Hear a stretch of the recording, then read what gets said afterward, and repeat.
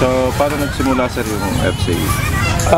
Nagsimula yung FCA mga October ng 2011. Kita-kita kami inimbita kami actually ng ng Y-Zone. So, meet up kami ron, yung mga FCA nagdatingan kasi imbitado rin eh. Tapos kinuha ko lahat yung number ng mga member na mayroong FCA na may motor.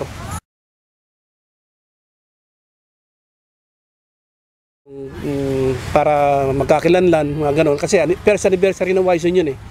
So, kinuha ni Albert yung lahat ng contact number ng FCA. Actually, mga 15 kami nung dumating nung yung first anniversary ng Y-Zone. So, doon kami nag-meet up. Pero before doon, December, nag-ride kami ng mga, kami nun, 4 pa lang. So, lahat ng mga kasalubong namin na FCA, hinahabol namin para ma-member lang talaga. Kasi kaunti pa lang, paparami pa lang kami noon.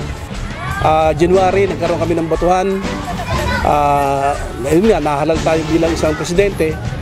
Hanggang sa second anniversary, dumami na dumami. Hanggang ngayon, meron na po tayong Luzon, Visayas at Mindanao.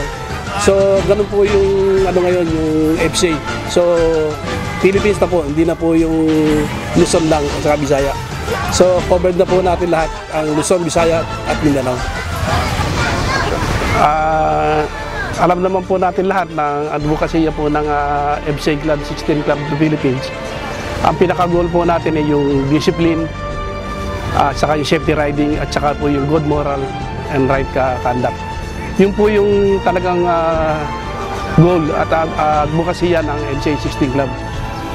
Natutuwa po ako ngayon dahil medyo 90% na po ang sumusunod dun sa ating advokasya.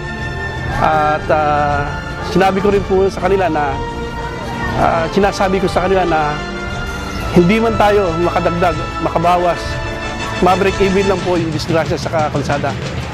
Natutuwa na po ang FCA Club of the Philippines.